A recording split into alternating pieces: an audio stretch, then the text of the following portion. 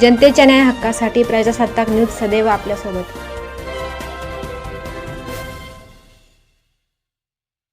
Medicover हॉस्पिटलकडून diabetes रुग्णांसाठी उन्हाळ्यात विशेष काळजीचा सल्ला। डॉक्टर दिग्विजय शिंदे यांचे मार्गदर्शन। उन्हाळ्याची तीव्रता दिवसेंदिवस वाढत असून डायबिटीस रुग्णांनी या काळात विशेष काळजी घेणे अत्यावश्यक असल्याचे मेडिकवर हॉस्पिटल येथे कार्यरत doctor Digvijay Shinde MBBS MD medicine यांनी सांगितले आहे। डॉक्टर शिंदे यांनी माहिती देताना सांगितले की डायबिटीस म्हणजे शरीरातील रक्तातील साखरेचे प्रमाण वाढणे होय। या आजाराची काही प्रमुख लक्षणे म्हणजे वारंवार लघवी होणे, खूप तहान लागणे, खाण्याचे प्रमाण वाढूनही वजन कमी होणे, तसेच जास्त थकवा जाणवणे अशी आहेत। उन्हाळ्याच्या दिवसात डायबिटीस रुग्णांनी विशेष काळजी घेणे गरजेचे आहे। यासाठी दिवसातून पुरेसे पाणी पिणे अत्यंत महत्त्वाचे आहे। थंड पेय, कोल्ड ड्रिंक्स तसेच चहा आणि कॉफीचे अतिप्रमाण टाळावे। आहार हलका ठेवावा आणि दर 3 ते 4 तासांनी थोड्या प्रमाणात अन्न घेणे योग्य ठरते। मसालेदार व तेलकट पदार्थ टाळण्याचा सल्ला त्यांनी दिला आहे। याशिवाय व्यायाम सकाळी लवकर किंवा ऊन वाढण्यापूर्वी करावा। बाहेर जाताना सैल व हलक्या रंगाचे कपडे परिधान करावेत आणि शक्यतो उन्हात जाणे टाळावे। नियमितपणे रक्तातील साखरेची तपासणी डॉक्टरांच्या सल्ल्याने करणे आवश्यक आहे। काही लक्षणे जाणवल्यास त्वरित मेडिकवर हॉस्पिटल येथे संपर्क साधून योग्य उपचार घ्यावेत असे आवाहन डॉक्टर शिंदे यांनी केले आहे। नमस्कार, मी डॉक्टर दिग्विजय कृष्णराव शिंदे। मी MD मेडिसिन आहे आणि मेडिकवर हॉस्पिटल संगमनेर येथे कार्यरत आहे। तर मित्रांनो, सध्या उन्हाळ्याची जी गरमपणा आहे तो फार वाढत चाललेला आहे। तर आज आपण थोडंसं एक महत्त्वाच्या विषयावरती थोडीशी तुम्हाला मी माहिती देणार आहे। म्हणजे डायबिटीज जे आहे त्याच्यात उन्हाळ्यात तुम्ही काय काय काळजी घ्याल। तर डायबिटीज सुरू करण्याच्या आधी थोडंसं मी डायबिटीज किंवा ज्याला आपण मराठीत मधुमेह म्हणतो त्याच्याविषयी थोडंसं माहिती सांगतो। डायबिटीज म्हणजे तुमच्या शरीरातली रक्ताच्या साखरेचं प्रमाण हे थोडंसं वाढतं, ठीक आहे। तर डायबिटीज जो आहे तो भारत हे जगात त्याचं कॅपिटल होत चाललेलं आहे। 4 डायबिटीजच्या रुग्णांमध्ये 1 रुग्ण हा भारतातला असतो। तर त्याच्यामध्ये 2 प्रकार आहे, एक टाईप 1 डायबिटीज आणि टाईप 2 डायबिटीज। तर टाईप 1 डायबिटीज जो असतो तो 25 ते 30 वर्षापेक्षा कमी लोकांमध्ये त्याचं प्रमाण जास्त आहे आणि तो बाहेर म्हणजे युरोप आहे, अमेरिका आहे, इकडे त्याचं प्रमाण जास्त आहे।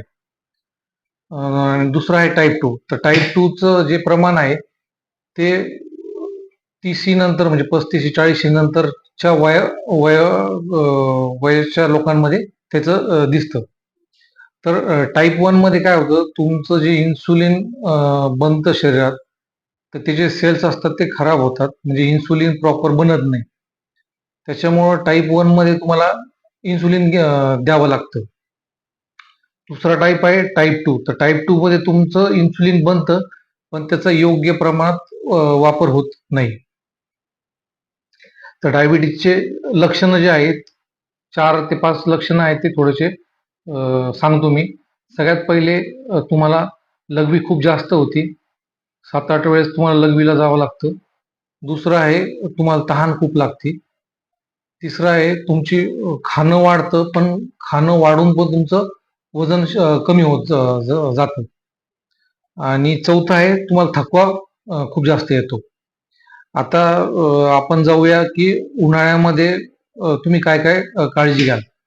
तर सगळ्यात पहिले उन्हाळ्यात जे डायबिटीज मध्ये काळजी घ्यावी लागते ती कशामुळं, तर उष्णता आणि हवेत आर्द्रतेचं प्रमाण खूप जास्त असतं, त्याच्यामुळं तुमच्या शरीरातलं इन्सुलिनचं प्रमाण कमी होऊन जातं। दुसरं शरीरातलं डिहायड्रेशन जे असतं ते पण फार वाढतं। आणि तिसरं ब्लड साखरेचं प्रमाण जे आहे ते थोडंसं फ्लक्च्युएट होतं, म्हणजे कमी जास्त प्रमाणात होतं। आता जाऊया जे काय काय काळजी तुम्ही घेतली पाहिजे याच्याकडे जाऊया। तर सगळ्यात पहिले तुमचं जे हायड्रेशन आणि न्यूट्रिशन म्हणजे तुम्ही जेवणाचं काय केलं पाहिजे। तर हायड्रेशन मध्ये तुम्ही पाण्याचं प्रमाण जे आहे ते चांगलं ठेवलं पाहिजे, म्हणजे कंटिन्युअस तुम्ही पाणी पिले पाहिजे। दुसरं आहे जे साखरेचे पदार्थ आहेत, जे थंड पेय असतात, कार्बोहायड्रेट ड्रिंक्स आपण ज्याला म्हणतो, कोल्ड ड्रिंक्स असतील, चहा कॉफी असेल, हे प्रमाण तुम्ही टाळलं पाहिजे। कारण त्याच्यात साखर असते आणि ती साखर वाढली का तुमची शुगर लेवल परत वाढून जाणार. तिसरं आहे तुम्ही खाण्याचे जे पदार्थ म्हणजे जेवण जे आहे ते थोडंसं हलकं खाल्लं पाहिजे आणि 3 ते 4 तासांनी थोडं थोडं खाल्लं पाहिजे. त्याच्यामध्ये पण तुम्ही सॅलड असेल, व्हेजिटेबल असेल त्याचं प्रमाण तुम्ही थोडंसं जास्त ठेवलं पाहिजे. तसंच मसाल्याचं पदार्थ किंवा जे ऑइली पदार्थ असतील ते तुम्ही थोडेसे टाळले पाहिजे. आता दुसरं आहे एक्सरसाइज आणि वर्क. आता जनरली सगळे लोक एक्सरसाइज म्हणजे व्यायाम करतात. तर सगळ्यांनी शक्यतो ऊन वाढण्याच्या आधी व्यायाम केला पाहिजे. प्लस डिहायड्रेशन परत म्हणजे व्यायाम केल्यानंतर जे डिहायड्रेशन होतं ते तुम्ही न होऊन देता व्यवस्थित पाणी तुम्ही पिले पाहिजे. तिसरं आहे सूर्यापासून प्रकाशन, सूर्यापासून प्रोटेक्शन. याच्यामध्ये तुम्ही कपडे व्यवस्थित घातले पाहिजे. म्हणजे फॉर एक्झाम्पल तुम्ही असे टाईट कपडे न घालता थोडेसे लूज कपडे आणि लाईट कलरचे कपडे तुम्ही घातले पाहिजे. त्याच्यानंतर समरमध्ये हीट स्ट्रोक बसायचा चान्स असतो. तर तुम्ही थोडंसं म्हणजे 12 वाजता किंवा ज्यावेळेस उन्हाचं प्रमाण जास्त आहे त्यावेळेस तुम्ही जाणं टाळलं पाहिजे. प्लस सगळ्यांनी सनस्क्रीनचा वापर केला पाहिजे. आता चौथं आहे ब्लड शुगर मॉनिटरिंग.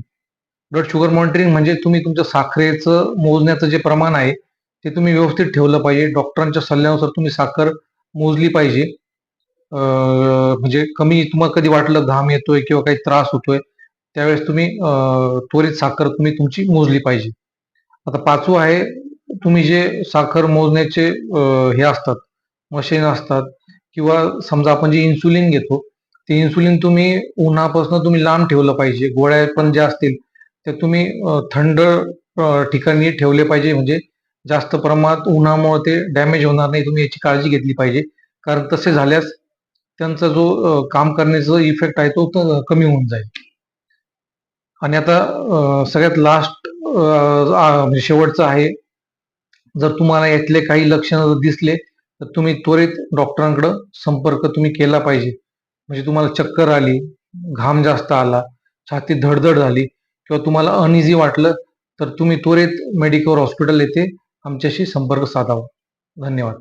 मेडिकवर हॉस्पिटलमध्ये अत्याधुनिक सुविधा, अनुभवी तज्ज्ञ डॉक्टरांची टीम आणि विविध शस्त्रक्रिया यशस्वीरित्या पार पाडल्या जातात. तसेच महात्मा ज्योतिराव फुले जन आरोग्य योजना, प्रधानमंत्री जन आरोग्य योजना, महाराष्ट्र पोलीस कुटुंब कल्याण आरोग्य योजना आणि माजी सैनिक अंशदायी आरोग्य योजना अंतर्गत उपचार उपलब्ध असून इतर शस्त्रक्रियांसाठी मुख्यमंत्री सहायता निधीतूनही मदत मिळू शकते, अशी माहिती केंद्रप्रमुख डॉक्टर स्नेहल गायके यांनी दिली आहे. आपल्या परिसरातील ताज्या घडामोडी पाहण्यासाठी आजच प्रजासत्ताक न्यूज 24ला सबस्क्राईब करा आणि रहा अपडेट. तसेच लाईक अँड शेअर करायला विसरू नका. प्रजासत्ताक न्यूज सदैव आपल्यासोबत.